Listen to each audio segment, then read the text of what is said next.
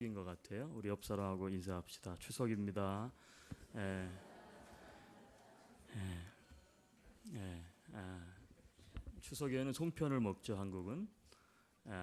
근데 여기선 송편을 우리가 잘 안 만들어 먹기도 하지만 요즘은 인터넷이 발달해가지고 송편을 그림으로 주더라고요. 그림으로만. 진짜 송편을 안 주고 가짜 송편을 줘요. 예. 하여튼 가을에는 열매가 맺는 계절이죠. 그래서 가을은 어떻게 보면 영적인 계절이기도 하고 또 믿음의 계절이기도 합니다. 그래서 오늘은 우리가 함께 가을을 맞이하고 또 추석을 맞이하면서 이런 제목을 가지고 함께 은혜를 나눴으면 좋겠어요.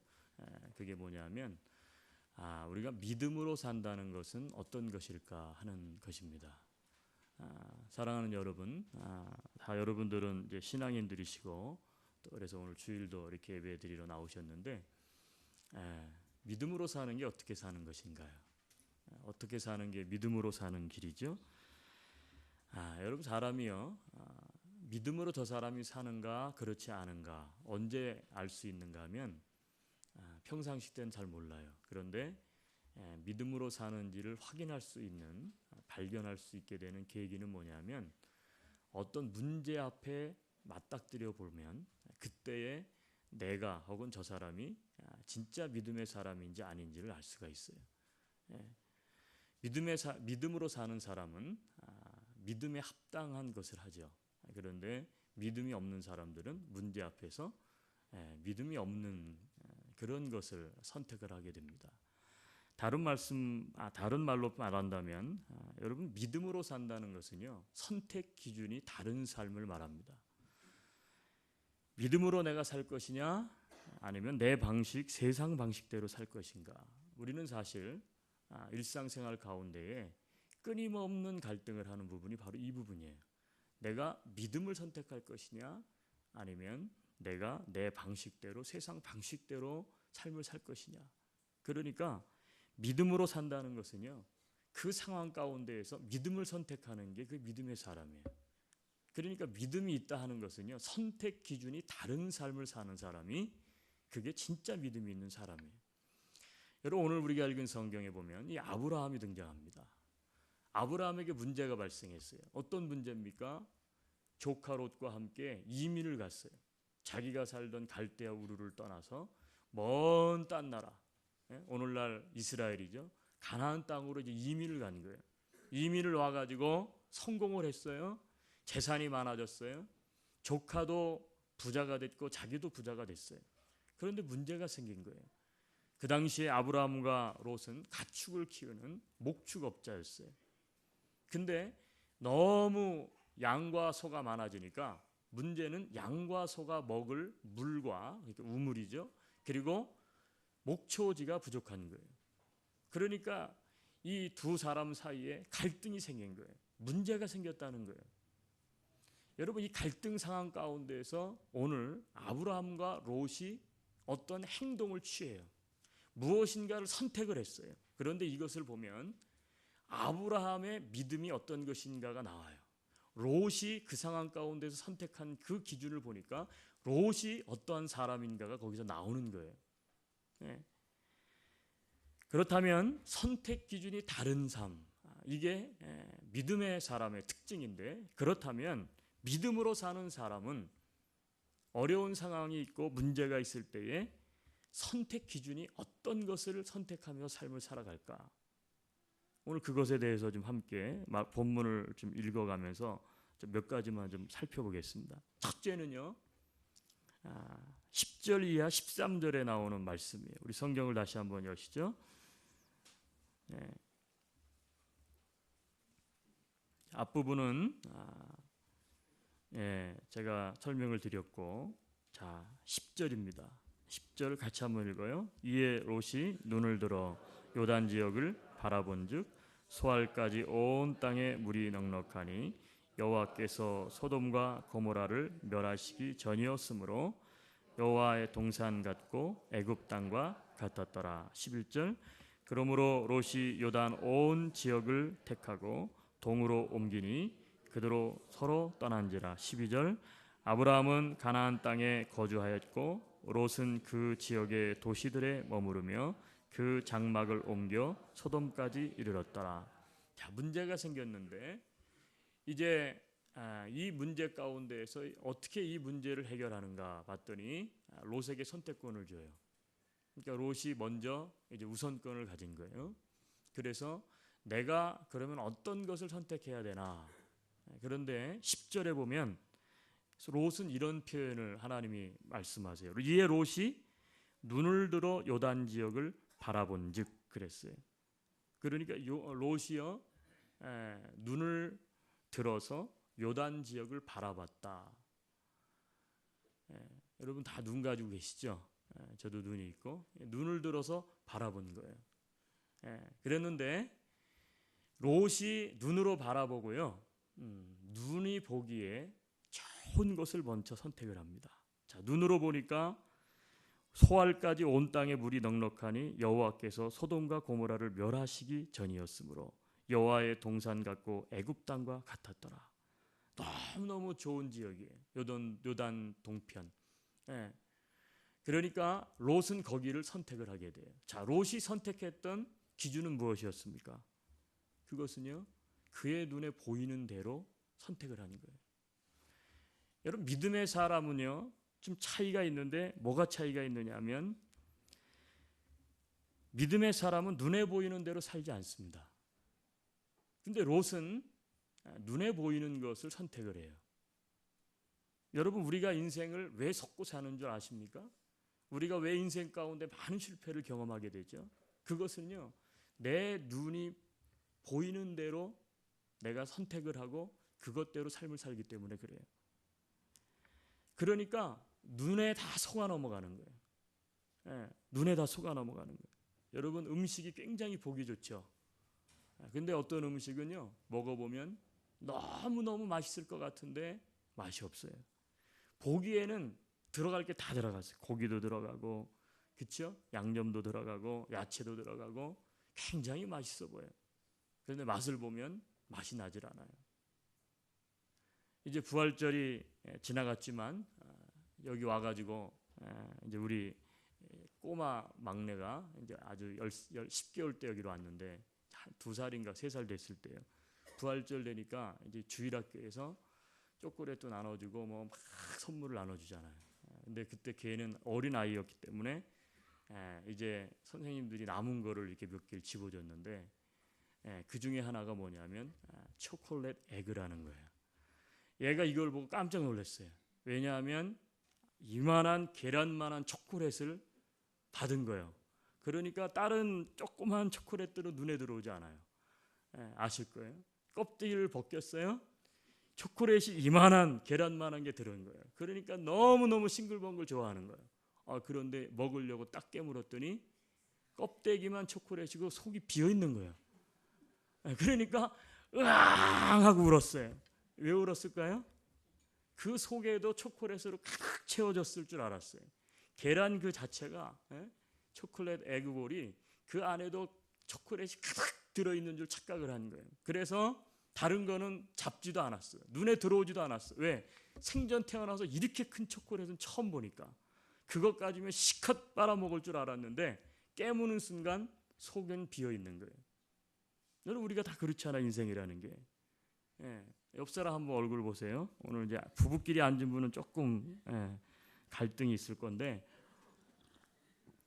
여러분 아내 남편 만나셨죠? 결혼하셨죠? 잘 살고 계세요? 이럴 거라고 생각했어요? 옆에 있는 사람은 이렇게 잘 알죠. 여러분, 부부도 마찬가지 아니에요? 남녀간 관계도 그렇지 않아요? 사람들이 눈에 보이는 것 때문에 다 속아 넘어가요. 야, 이 사람은 진짜 예쁘게 생겼네. 야, 이 사람하고 살면 진짜 행복하겠다. 근데 여러분, 저도 결혼 생활 해보니까 이게 공식이 다르다는 걸 알았어요. 우리 부부 사이를 얘기하는 건 아니에요. 이쁜 사람하고 사는 것이 행복한 것일까? 그렇지 않다는 거예요. 그렇죠? 이쁜 거하고 행복한 건 달라요. 눈에 보기 좋은 거하고, 그렇죠? 그리고 맛있는 거하고는 다른 거예요. 한국에 가면요, 이제 이민생활하다 한국에서 다 가시잖아요. 그러면 가장 그리운 게 뭐예요? 음식 아닙니까? 음식. 그러면 옛날에 내가 어렸을 때 먹어봤던 거 이런 거가 꼭 먹고 싶어서 가잖아요. 그럼 꼭 가면 어떤 곳이에요? 원조라고 하는 집, 원조. 무슨 원조집. 감자탕 원조, 그렇죠? 해장국 원조, 순댓국 원조. 근데 가보면요, 여러분 굉장히 재밌는 사실은 뭐냐면 다 원조야. 여기도 원조라고 써 있는데 이쪽 집은 진짜 원조, 이쪽 집은 참 원조, 그죠? 어떤 집이 진짜인지 몰라요. 근데 너무 웃긴 건 뭐냐면 깨끗하고 그리고 굉장히 화려한 것은 거의가 다 가짜라는 거예요. 진짜 원조집은 할머니가 하고 있어요. 20년, 30년. 다 식당은 무너져가는 것 같고, 그쵸? 손님 보면 야 지저분하고, 근데 먹어보면 음식이 어떻게 돼요? 진짜 그 맛이 나는 거예요. 그런데 새로 원조라고 하고 그 현대식으로 뭘 좀 바꾸고 이렇게 한 집은 어떻게 돼요? 들어가 보면 그럴듯은 한데 맛이 없는 거예요. 여러분 무엇에 속은 겁니까? 눈에 속는 거예요. 여러분 우리의 인생이 거의가 다 뭐 때문에 속느냐? 눈에 속는 거예요. 한국 문화는 특히 눈에 보이는 문화예요. 그렇죠? 그래서 집에 먹을 게 없고 내가 좀 못 살아도요. 꼭 차는 중형 세단 이상을 차야 돼요. 좋은 차를 타고 다녀야 돼요. 그래야 사람들이 괄시를 하지 않기 때문에. 근데 제가 한국 사람만 그런 줄 알았더니 요즘 여기 흑인 분들이 많이 이제 오시잖아요. 흑인 분들도 그런 게 있더라고요. 흑인 분들도 보니까 차가 뭐 참 삐까뻔쩍한 것만 타고 다녀요. 제가 한번 물어봤어요. 그랬더니 비슷한 문화를 가지고 있더라고요. 어렵고 힘들게 살았기 때문에 차를 좀 좋은 걸 타려고 하는, 그래야 그것이 보상이 된다라고 하는 그런 심리를 가지고 있는 것 같아요. 여러분 왜 그렇습니까? 눈에 속는 거예요. 크고 화려하고 그러면 그것이 실속 있다고 착각을 해요. 그런데 그렇지 않죠. 여러분 사람도 마찬가지예요. 옷을 잘 입고 번지르르 하고 말을 잘하고, 그렇죠? 그렇다고 해서 그 사람의 인격이 굉장히 높고 크냐? 그렇지 않아요. 인격은 그런 것이 아니에요.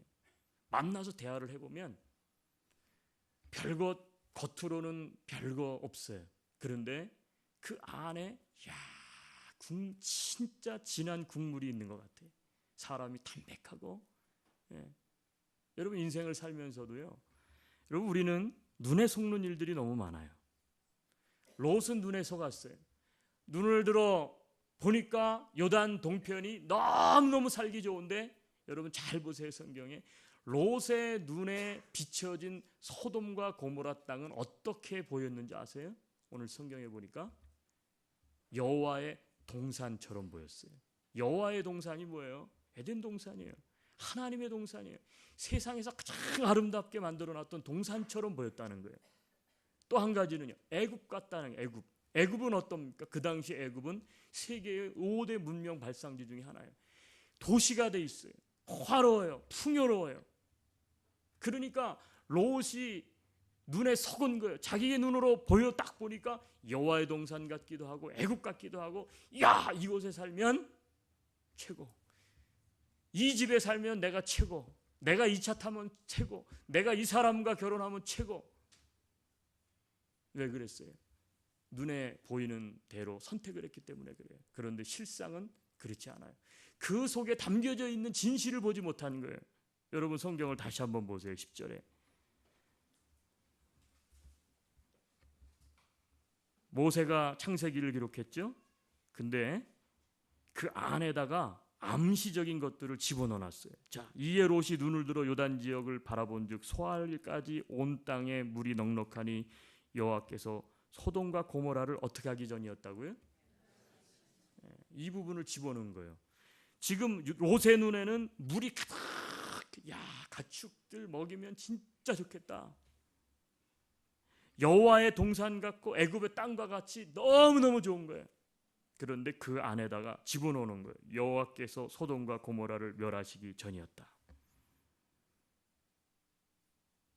눈에 속은 거예요. 11절 그러므로 롯이 온 요단 지역을 택하고 동으로 옮기니 그들이 서로 떠났다. 12절 아브라함은 가나안 땅에 거주하였고 롯은 그 지역에 도시들에 머무르며 그 장막을 옮겨 소돔까지 이르렀더라. 여러분, 롯이 왜 도시에 머물러야 될 이유가 있습니까? 목축을 하는 사람인데 벌써 이게 잘못된 거죠. 그러니까 도시라고 하는 눈에 보이는 어떤 것에 마음이 뺏겨버린 거예요. 근데 13절이에요. 소돔 사람은 여호와 앞에 악하며 큰 죄인이었더라. 모세는 이 사실을 집어넣어요.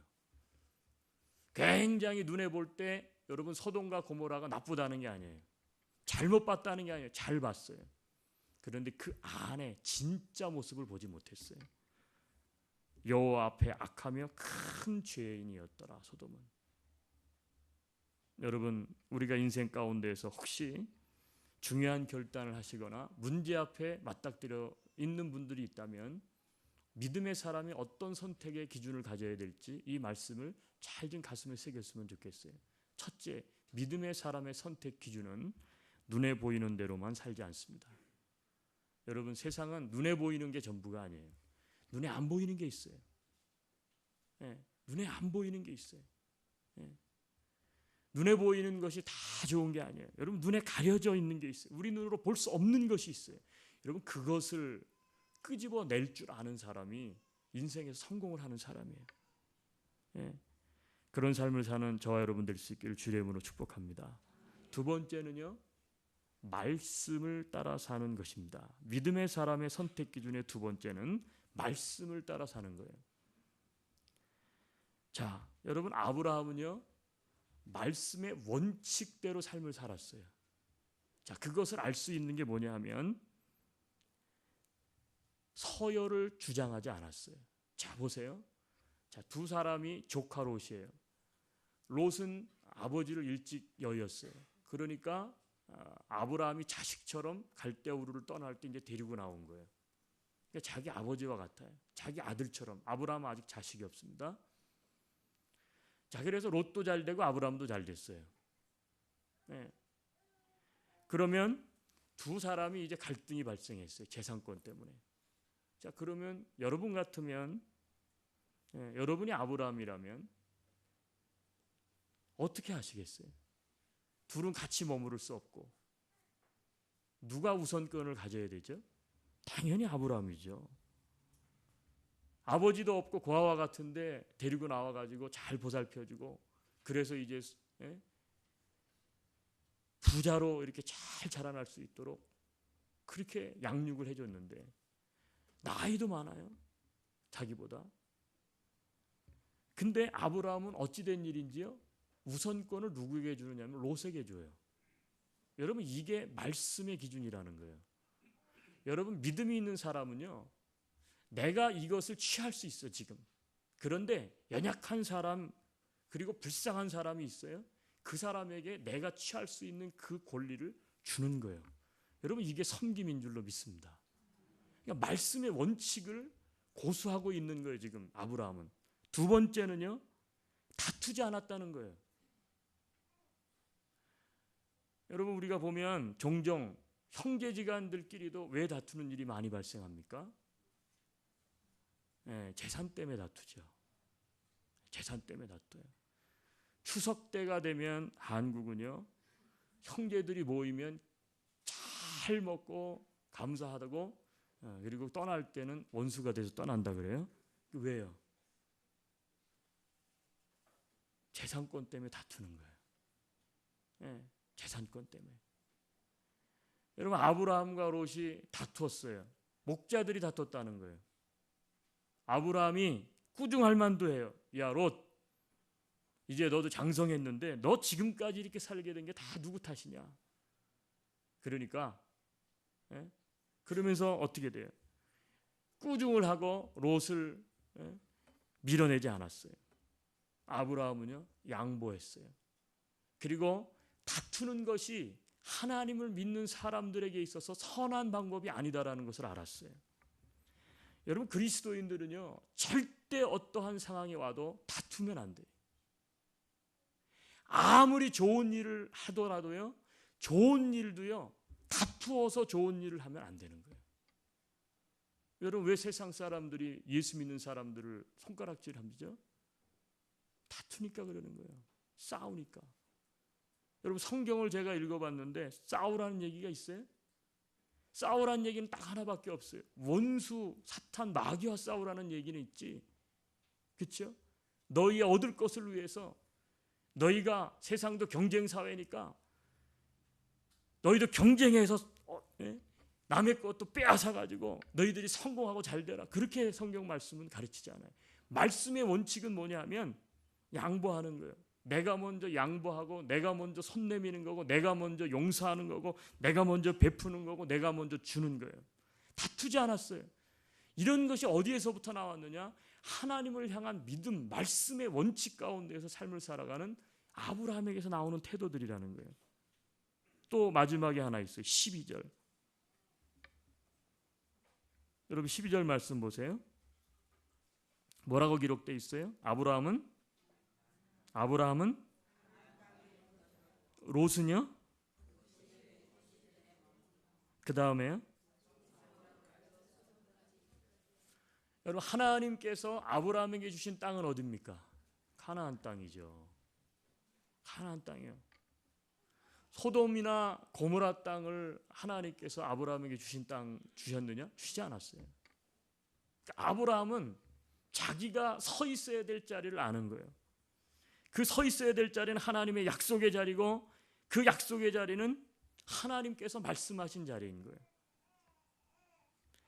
여러분 이런 말, 그리스도인은요, 믿음의 사람은요, 죄인의 자리에 앉지도 서지도 않습니다. 이게 그리스도인들이 앉아야 되고 서 있어야 될 자리예요. 그러니까 아브라함은 소돔성이 그리고 고모라성이 아브라함 눈에는 안 좋아 보였겠어요? 그 당시에 도시들이라고 표현되어 있는데 거기로 가면 생활이 윤택하고 도시 생활할 수 있고 편안하고 그걸 몰랐겠어요? 그런데 가지 않았어요.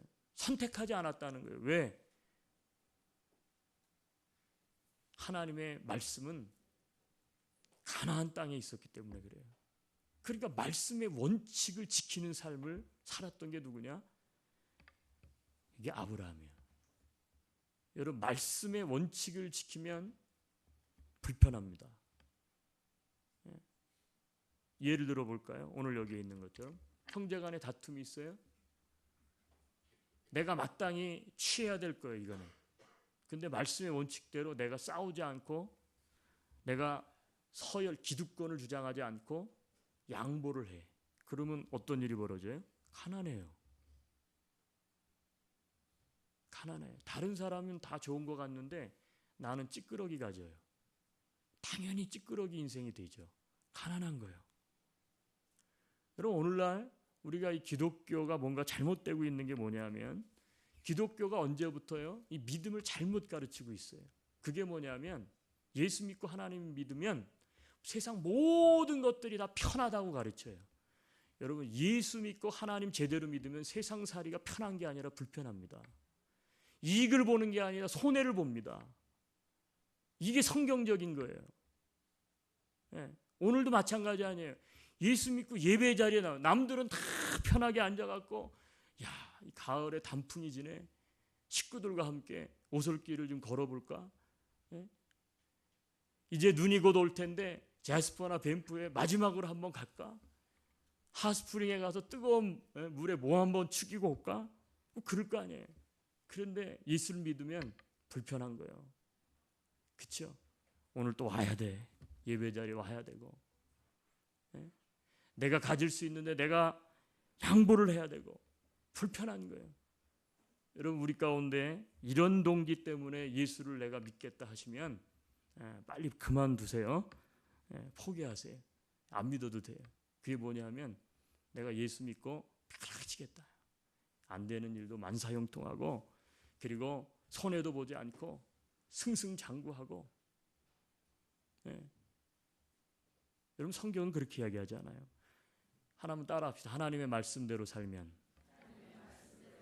불편합니다. 왜 불편은 그렇게 소리가 작아져요? 이상하네. 따라합시다. 하나님의 말씀대로 살면 고달픕니다.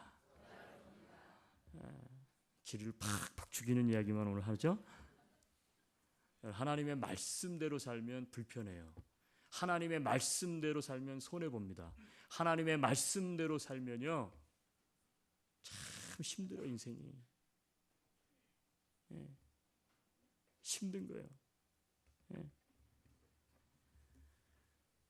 그러니까 아브라함은 말씀의 원칙을 지켰어요. 그러니까 불편하죠. 힘들어요. 아니 좋은 건 다 가져갔어 롯이. 나머지는 찌끄러기를 가지고 있는 거예요. 그럼에도 불구하고 아브라함이 기죽지 않았어요. 왜요?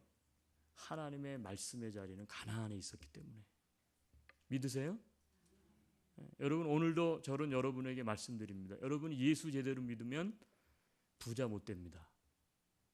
부자 되셔서 여러분 그 부자 된 것 가지고 하나님의 뜻대로 많은 사람들에게 나눠줘야 돼요. 그게 성경의 가르침이에요. 성경의 가르침은 그래요. 그러니까 여러분이 부자 되고 여러분이 잘 살고 편안하고 내가 하고 싶은 대로 마음껏 하고 그렇게 할 수 없어요. 믿음 속에 더 깊이 들어가면 들어갈수록 하지 말아야 될 게 너무너무 많고 내가 손해보고 포기해야 될 게 너무너무 많고 내가 내려놓아야 될 게 너무너무 많은 거예요. 그런데 여러분 그거 아세요? 이 생에서는 그렇게 우리가 살아. 이 생에서는. 그런데 우리가 죽고 나면 우리는 영원한 세상에 들어가요. 이 세상에서 우리가 기껏 살아봤자 100세? 근데 101살부터는 영원한 세상에 우리가 들어가는 거예요. 근데 거기 가면요 그때 비로소 알아요. 와 뭐야 내가 이거 물질이 최고인 줄 알았고 이 세상에서 잘 먹고 잘 살고 편안한 게 인생의 최고의 가치인 줄 알았는데 거기에 가보면 속았구나. 야 이게 아니었구나. 인생의 참 의미가. 내가 불편하게 살았고 내가 없이 살았고 고난을 당했고 내가 핍박을 받았고 야 근데 그게 진짜 그게 잘 산 인생이구나. 지금은 몰라요.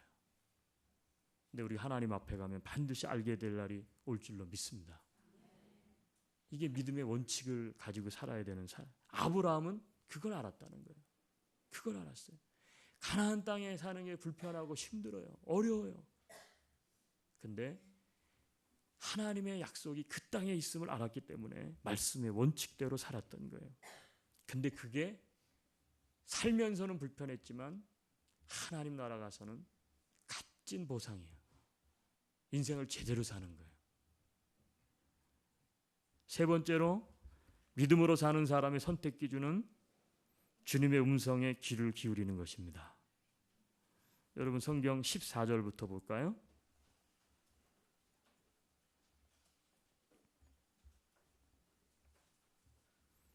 자, 롯이 아브라함을 떠난 후에 그 다음 뭐라고 나와요? 예.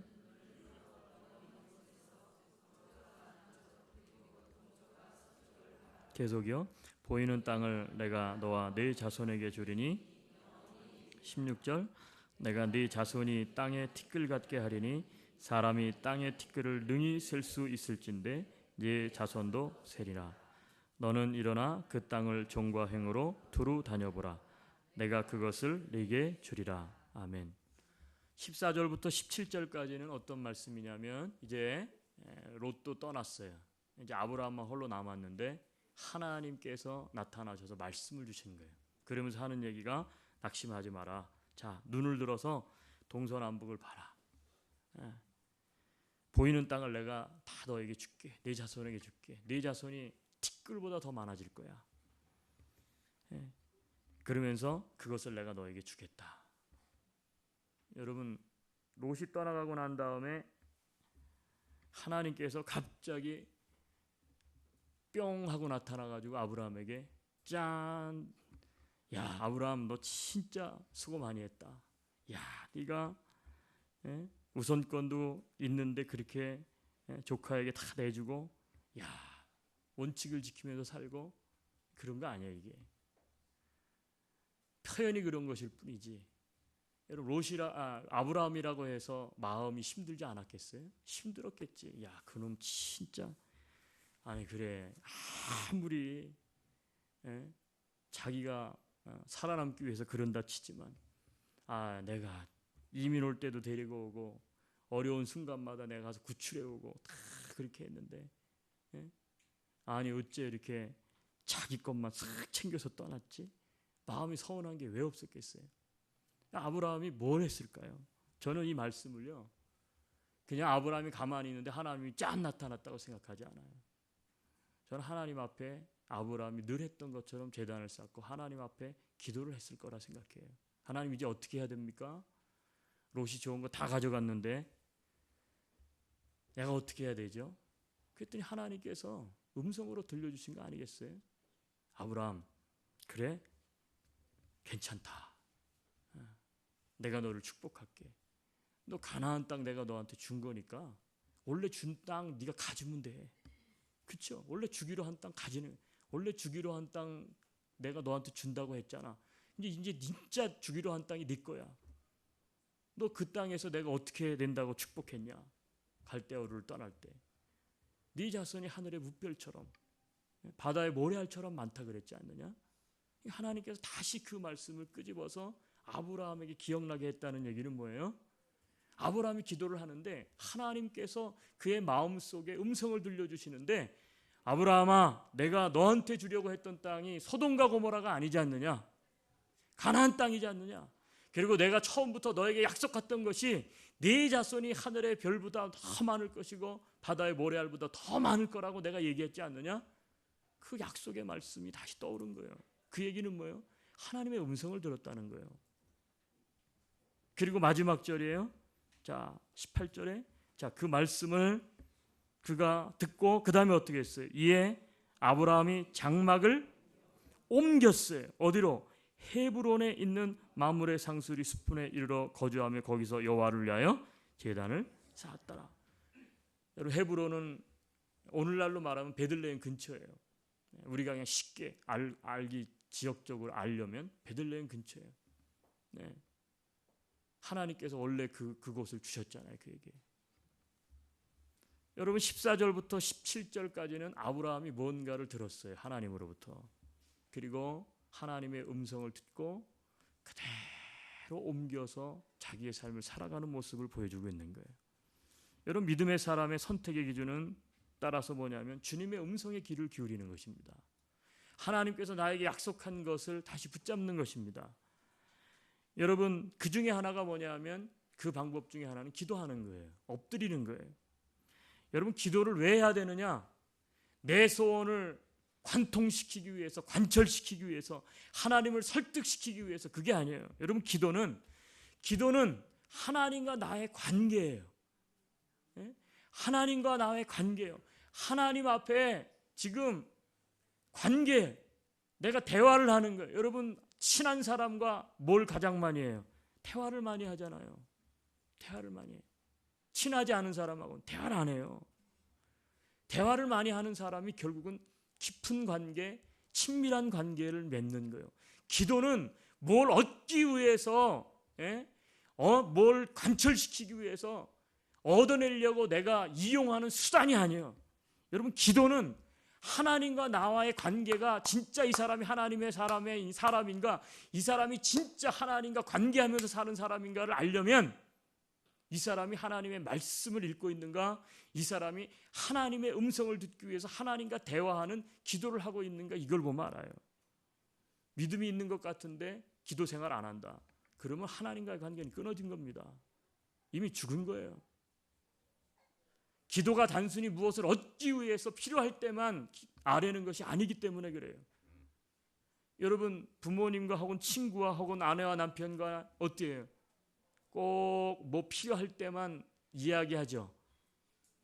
사춘기가 되니까 우리 아들들이 그러대. 얘기 안 해. 한 거예요. 그리고 뭐예요? 꼭 필요할 때 아빠 나 배구부에 들어갔어요. 200불 주세요.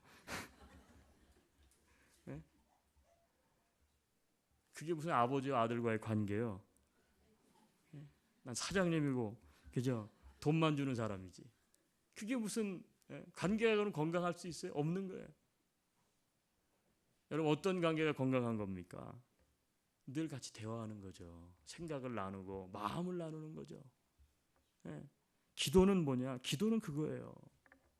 문제가 있어서만 엎드리는 게 아니라 늘 하나님 앞에 내 삶을 아뢰고 같이 대화하는 게 하나님 앞에. 늘 하나님과. 아브라함이 하나님 앞에 깊은 관계를 나누고 있다. 영적으로 친밀했다는 거예요. 그랬더니 하나님의 음성이 들려져요. 어떤 분은 그러게. 그럼 목사님은 날마다 하나님의 음성을 들으세요? 꼭 이렇게 물어보시는 분이 있어요?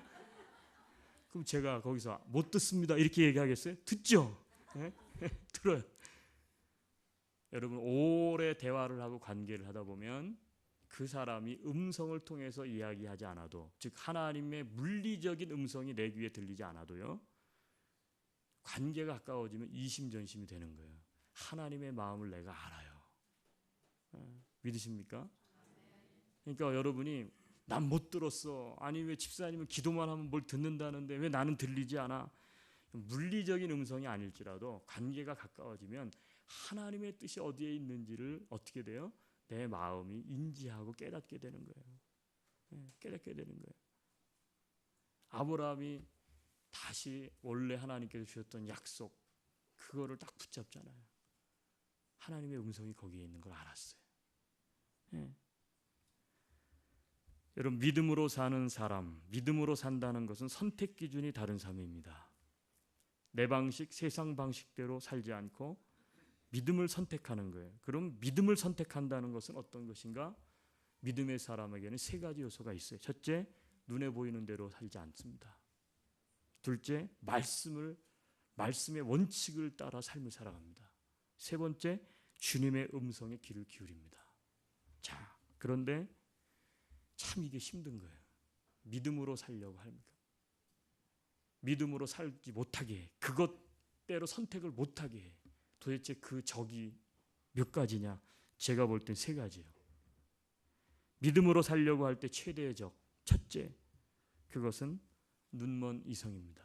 생각. 똑똑해요 사람이. 근데 눈이 멀었어요. 다른 말로 말하면 내 생각. 하나님의 생각대로 살지 않고 내 생각대로 사는 거예요. 변덕스러운 감성. 우리가 얼마나 감성적인 줄 아세요? 굉장히 감성적이에요. 예배를 드려도요. 내 마음에 딱 내가 원하고 내가 듣고 싶은 말씀에는 진짜 즉각적인 반응이 나타나요. 그죠? 근데 내가 듣기 싫어하는 게 있어요. 오늘 같은 설교 진짜 듣기 싫어. 그렇죠? 말씀의 원칙대로 살아보세요, 목사님. 세상에서 다 가난해집니다. 눈에 보이는 게 얼마나 좋은데 그러세요.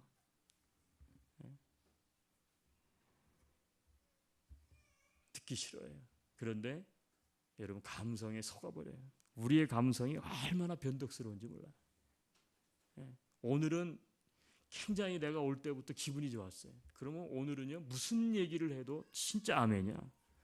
어떤 찬양을 해도 아멘이야. 근데 오늘 올 때 영 기분이 안 좋아. 요즘 내 생활이 영 엉망이야. 짜증이 나. 그럼 앉아 있으면요, 아휴 찬양도 왜 저런 걸 부르냐. 말씀은 또 왜 저러나.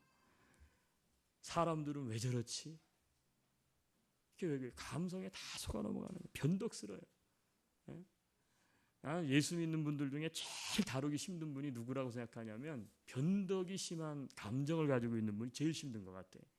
왜 그러냐면요, 어느 날은 성령이 충만해서 하늘에 올라가셔 막 할렐루야 그리고 대단해요. 근데 어느 날 보면요 지옥에 내리가 있어.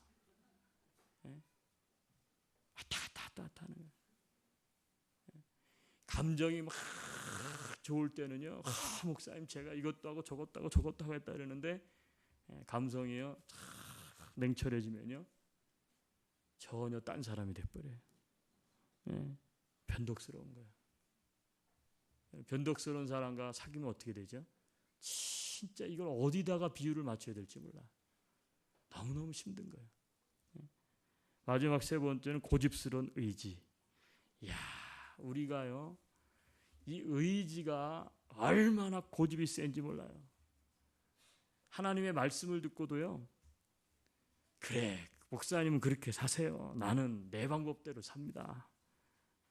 그게 변하지 않아. 믿음으로 살려고 할 때 최대의 적은 눈먼 이성, 내 생각입니다. 변덕스러운 감성, 내 느낌입니다. 고집스러운 의지, 내 방법이에요. 정반대 아니에요? 눈에 보이는 대로 살지 말자. 말씀의 원칙대로 살자. 주님의 음성에 귀를 기울이자. 정반대 아니에요?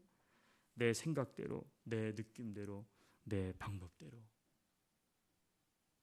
내 경험대로 변하지 않는 거예요. 저는 기도합니다. 사랑하는 성도 여러분, 가을인데 이 가을에는 우리가 믿음으로 살았으면 참 좋겠습니다. 아멘. 믿음으로 사는 거는 내가 믿음으로 산다 그게 믿음으로 사는 게 아니에요. 오늘 이 세 가지를 우리는 잘 붙잡았으면 좋겠어요. 눈에 보이는 대로 살지 말고 말씀의 원칙을, 말씀을 따라서 잘 지키면서 살아가기를 힘쓰고, 그리고 하나님과 관계를 잘 하셔서 하나님과 깊은 교제 속에서 하나님이 원하는 것을 잘 듣고 그것을 알아서 여러분들 삶을 살아가실 수 있게 되기를 바랍니다. 우리 잠깐 기도합니다. 하나님 감사합니다.